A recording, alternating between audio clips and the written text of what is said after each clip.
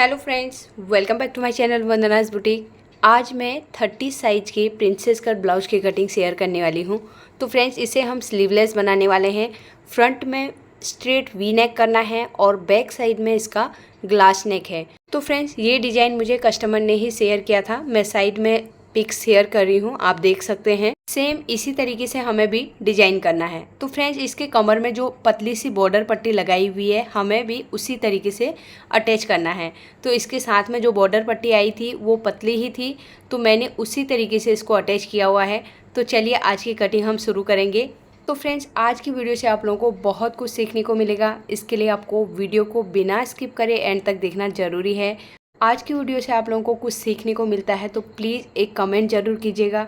Video अच्छी लगी तो लाइक कीजिए और फर्स्ट टाइम मेरी वीडियो देख रहे हैं तो सब्सक्राइब करके चैनल को सपोर्ट ज़रूर कीजिएगा। तो चलिए आज की कटिंग शुरू करते हैं। तो फ्रेंड्स, मेजरमेंट आप स्क्रीन पर देख सकते हैं। यहाँ पर मैंने अस्तर को अच्छे से आयन करके फोल्ड करके रखा है। ऑन फोल्ड वाली साइड मैंने अपनी साइड रखा है और ओपन वाली साइड सामने की साइड में है। अब सबसे पहले हम ब्लाउज के बैक पार्ट की कटिंग करेंगे, उसके बाद फ्रंट पार्ट की कटिंग करेंगे।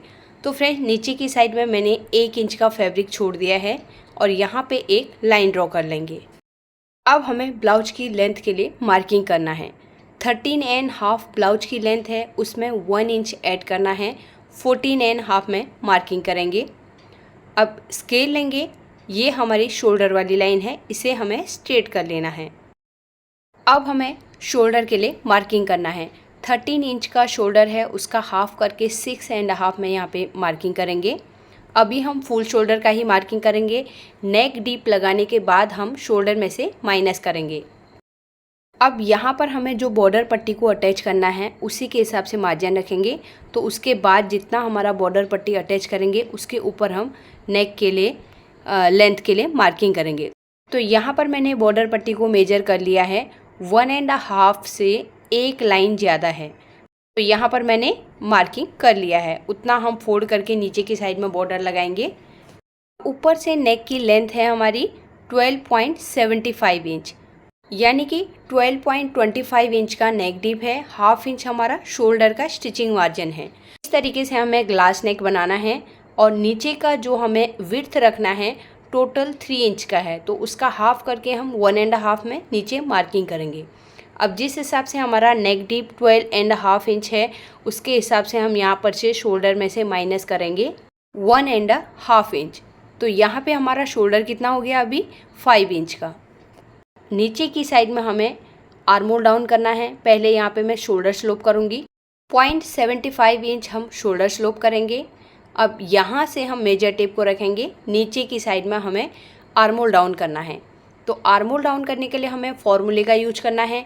30 इंच का चेस्ट है, उसे हमें 6 से डिवाइड करना है, तो 5 इंच आया। उसमें हम हाफ इंच ऐड करेंगे, तो 5.5 में हम यहाँ पे मार्किंग करेंगे। स्लीवलेस ब्लाउज है तो इसके लिए मैंने शोल्डर स्लोप 0.75 इंच में किया है। अब ये जो चेस्ट वाली लाइन थी हमें इसे स्ट्रेट कर लेना है। अब हम रेडी शोल्डर के लिए मार्क करेंगे। 2.5 इंच का हमें शोल्डर पट्टी रेडी रखनी है, तो यहाँ पे मैं 3 इंच में मार्क करूँगी। और नेक की विड्थ हमारी कितनी हो गई 2 इंच, और नीचे की साइड में हमें नेक की विड्थ 1.5 इंच में मार्क करना है। अब स्केल से हम इस तरीके से ग्लास नेक बनाएंगे। तो यहाँ पे एक लाइन ड्रॉ कर लेंगे। तो फ्रेंड्स, यहाँ पर नेक की विड्थ सभी कस्टमर की अपनी अपनी अलग अलग चॉइस रहती है। तो अगर आपको नेक विड्थ इससे ज़्यादा चाहिए तो आप यहाँ पर से नेक विड्थ को बढ़ा सकते हैं। और शोल्डर पट्टी अगर आपको 2 इंच की चाहिए तो आपके उसके हिसाब से आपको 2 इंच में मार्किंग करना है। अगर आपको 1.5 इंच का चाहिए तो 1.5 इंच में मार्क करना है। तो जितना शोल्डर हमारा कम रहेगा हमारी नेक की विड्थ और बढ़ जाएगी, तो उसके हिसाब से हमारा नेक ब्रॉड हो जाएगा। सेम इसी तरीके से नीचे का विड्थ भी आप बढ़ा सकते हैं। यहाँ पर हमने जो मार्किंग करके रखी है, यहाँ से हम इस तरीके से शोल्डर स्लोप करेंगे। हमें आर्म होल के लिए शेप लगाना है, तो इस तरीके से मैं यहाँ पे आर्म होल को शेप लगा लूँगी। चेस्ट के लिए मार्किंग करेंगे। 29 इंच की अपर चेस्ट है, उसका हमें 1/4 करना है। तो 29 का 1/4 होता है 7.25 इंच से 1 पॉइंट ज़्यादा, यानी कि 1 सूट ज़्यादा लेना है। 7.5 से 1 सूत कम। और कमर का मेजरमेंट कितना है 26 इंच, उसका हम 1/4 करेंगे, 6.5 में मार्किंग करेंगे।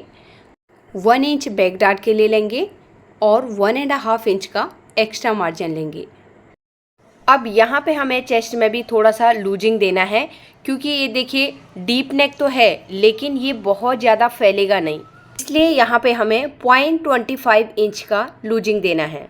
अब यहाँ पर कई लोग कंफ्यूज हो सकते हैं, अगर हमारा राउंड नेक होता, इस तरीके से ब्रॉड होता, तो ये अपने आप बाहर की साइड पूरा फैल जाता, तो वहाँ पे हमें चेस्ट में से माइनस करना पड़ता। अब यहाँ पर ग्लास नेक है, नीचे भी हमारा 1.5 इंच का ही विड्थ है।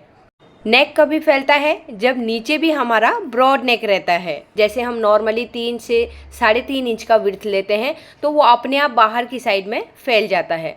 अब यहाँ पर 1.5 इंच है तो नीचे की साइड से तो फिक्स रहेगा, बिल्कुल भी फैलने वाला नहीं है। तो ऊपर भी बहुत ज़्यादा नहीं फैलेगा, थोड़ा बहुत फैलेगा शोल्डर की साइड से, लेकिन उतना नहीं फैलेगा जैसे राउंड नेक वगैरह फैलते हैं। अब हमें आगे की साइड में 1.5 इंच का एक्स्ट्रा मार्जिन लेना है। चेस्ट वाले पॉइंट को हमें वेस्ट के पॉइंट से इस तरीके से स्ट्रेट करना है और ये हमारा बाहर का मार्जिन है। अब यहाँ पर हमने आर्म होल का जो शेप लगा के रखा है उसे मेजरमेंट करना है। तो फ्रेंड्स, कभी भी हम जब बॉडी का मेजरमेंट लेते हैं, जितना भी हमारा आर्म होल आता है, आर्म होल का हमें हाफ करना है। शोल्डर की साइड से 1/2 इंच का हम या स्टिचिंग का जितना भी लेते हैं उतना मार्जिन छोड़ के इस तरीके से मेजर टेप को घुमाते हुए आर्म होल के पॉइंट में लेके आना है। अभी यहाँ पे 15 इंच का आर्म होल है, उसका हाफ 7.5 रेडी आ गया है।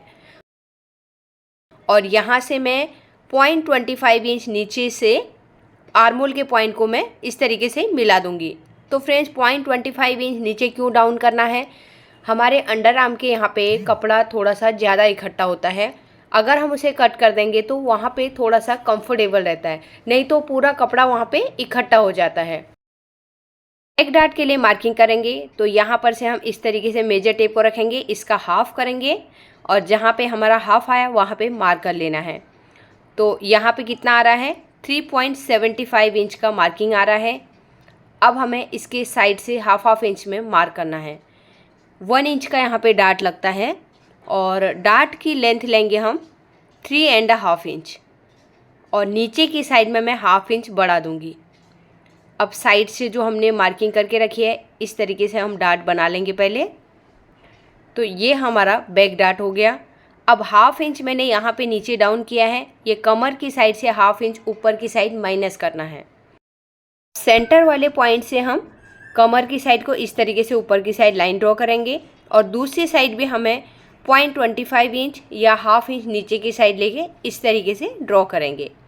तो फ्रेंड्स, यहाँ पे मैंने 0.25 इंच नीचे क्यों किया, कई बार जब हम डार्ट लगाते हैं तो ये शेप ऊपर की साइड गहरा हो जाता है। अब ये चीज़ सभी लोगों को नहीं पसंद आता है, कई लोगों को पसंद आता है, कई लोगों को नहीं पसंद आता है, इसके लिए मैं इसे नॉर्मल स्ट्रेट कर देती हूँ। तो फ्रेंड्स, यहाँ पे देखिए हमने बैक पार्ट की मार्किंग कंप्लीट कर ली है। अब हम इसकी कटिंग करेंगे। यहाँ पर आप ध्यान से देख सकते हैं हम किस तरीके से कटिंग कर रहे हैं। तो जहाँ पे मैंने मार्किंग करके रखा है उसी के ऊपर हमें कट करना है। तो नीचे की साइड से भी मैं इस तरीके से कटिंग करते हुए ऊपर की साइड कट कर लूँगी।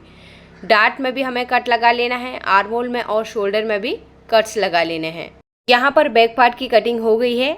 अब हमें फ्रंट पार्ट की कटिंग करनी है, उसके लिए हम अस्तर लेंगे फिर से। तो इसे हम एज इट इज़ पहले ड्रॉ कर लेंगे। ये हमारी लेंथ वाली मार्किंग हो गई और यहाँ से भी हम ये हुक वाली साइड से मार्क करेंगे। शोल्डर की साइड से भी हमें फिक्स मार्किंग कर लेनी है अभी, और आर्म होल वाली साइड से भी हमें सेम एज इट इज़ हमें ड्रॉ कर लेना है। ये साइड वाला मार्किंग हो गया, इसे मैं लाइट कलर करूँगी अभी, क्योंकि बाद में हमें पार्ट्स को बढ़ाना ही है। बैक पार्ट को साइड कर लेंगे।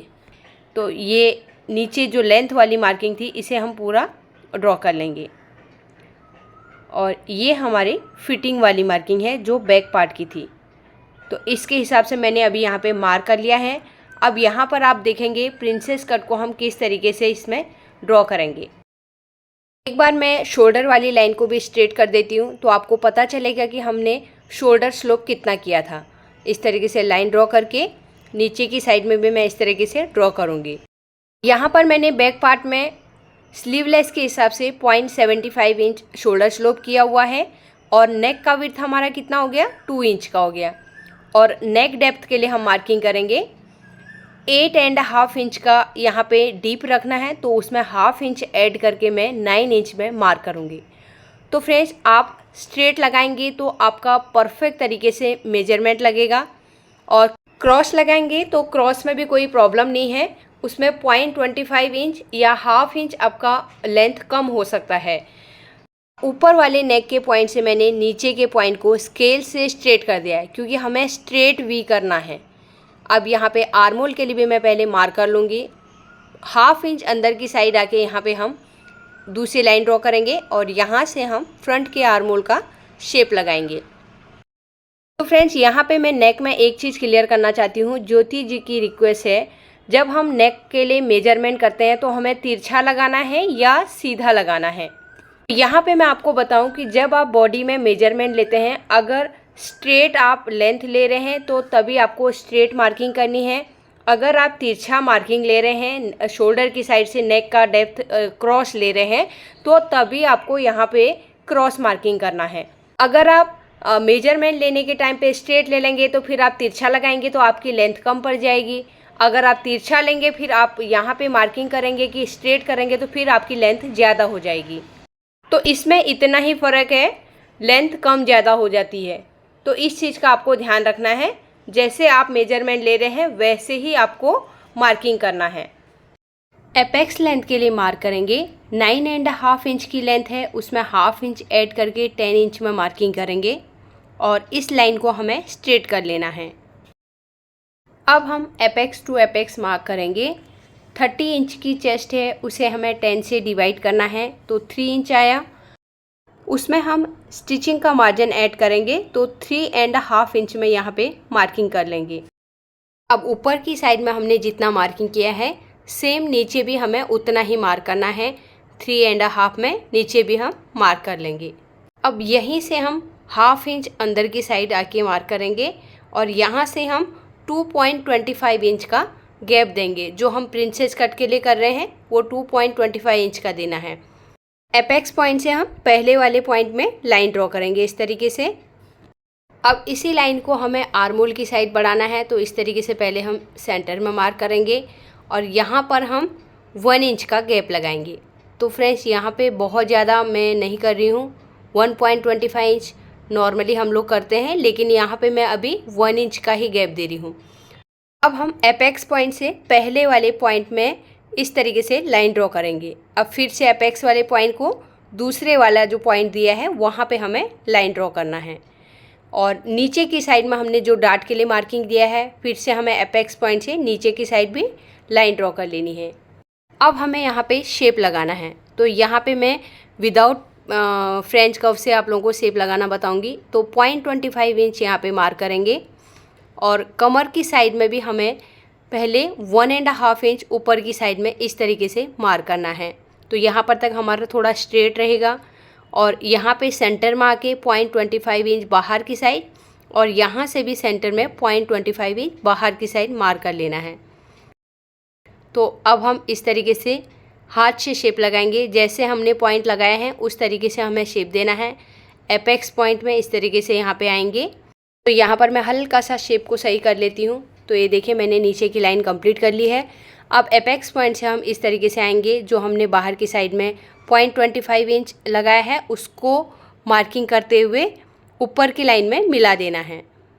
तो एक बार फिर से हम चॉक से शेप को सही कर लेंगे। तो ये इस तरीके से करते हुए हम ऊपर की साइड में मिला देंगे।